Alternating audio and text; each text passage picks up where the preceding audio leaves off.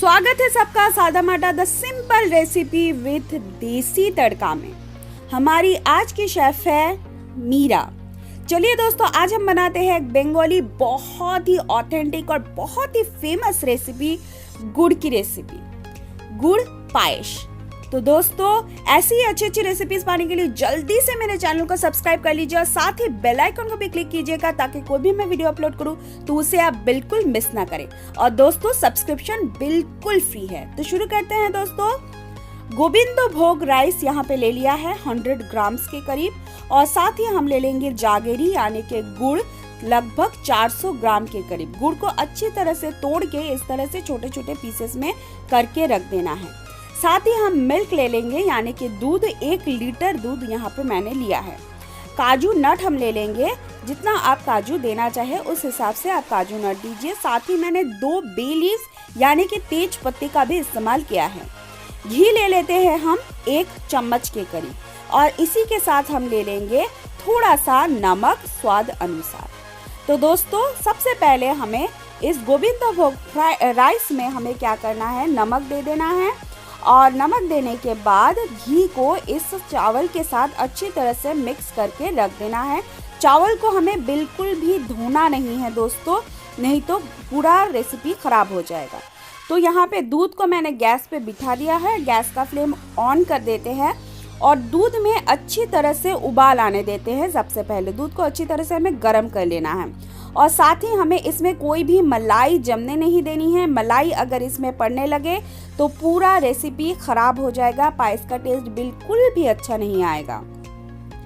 तो इसी तरह से चलाते हुए हमें इस दूध को गर्म कर देना है। गैस का फ्लेम हम कम कर देते हैं क्योंकि अब हम देने वाले हैं इसमें राइस को, जिस राइस को मैंने घी से अच्छी तरह से मिक्स करके रखा हुआ था।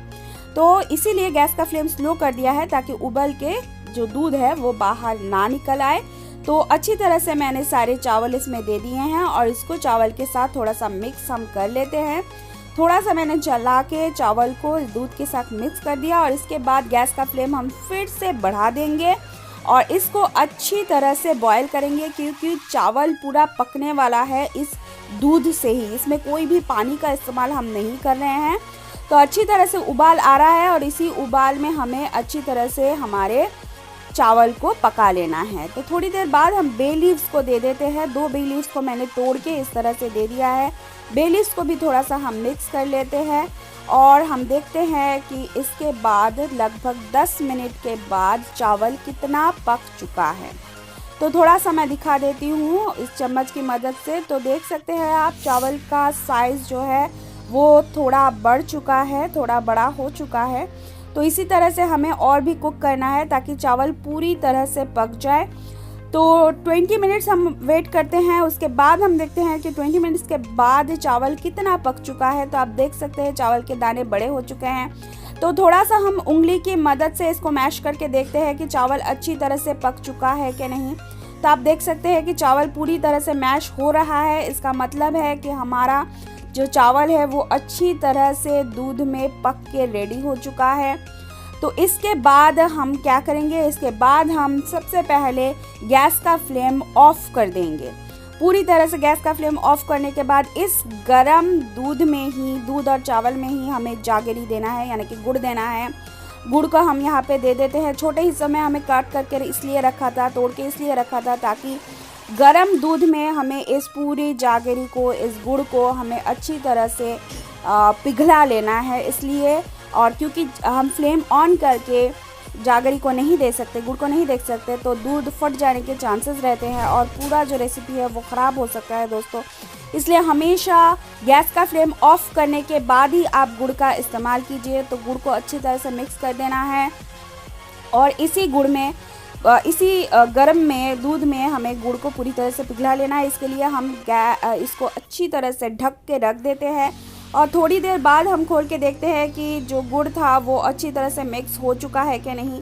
तो आप देख सकते हैं कि काफ़ी गुड़ पिघल चुका है, लगभग पूरा गुड़ पिघल चुका है। जो बड़े दाने थे 2-4 वो सिर्फ रह गए हैं, बाकी गुड़ पिघल चुका है। तो इस वक्त हम दे देंगे हमारे काजू नट को मैंने तोड़ के दिया है आप चाहे तो सॉलिड काजू नट्स भी दे सकते हैं। तो इस तरह से थोड़ा सा मिक्स कर लिया और इसके बाद फिर से ढक देंगे ताकि काजू नट्स भी थोड़े से पक जाए। थोड़ी देर बाद हम खोल के देखते हैं तो आप देख सकते हैं कि सारा जो गुड़ है वो मिक्स हो चुका है, काजू नट्स भी काफ़ी हद तक हमारे मॉइस्ट हो चुके हैं। तो बस पूरा रेडी होके तैयार हो गया है। चलिए प्लेटिंग कर लेते हैं। तो दोस्तों ये है बंगाली का, इंडिया का सबसे फेवरेट डिश, इसे सब पसंद करते हैं दोस्तों। तो इसे अपने घर में ज़रूर ट्राई कीजिए और मुझे कमेंट बॉक्स में बताइए कि आपको कैसा लगा। अच्छा लगा हो तो लाइक बटन को ज़रूर क्लिक कीजिएगा साथों, और अपने फ्रेंड्स और फैमिली के साथ ज़्यादा से ज़्यादा शेयर कीजिए और हमारे चैनल को सब्सक्राइब करना बिल्कुल नहीं भूलिएगा हर संडे नई रेसिपी पाने के लिए। Happy cooking and thanks for watching.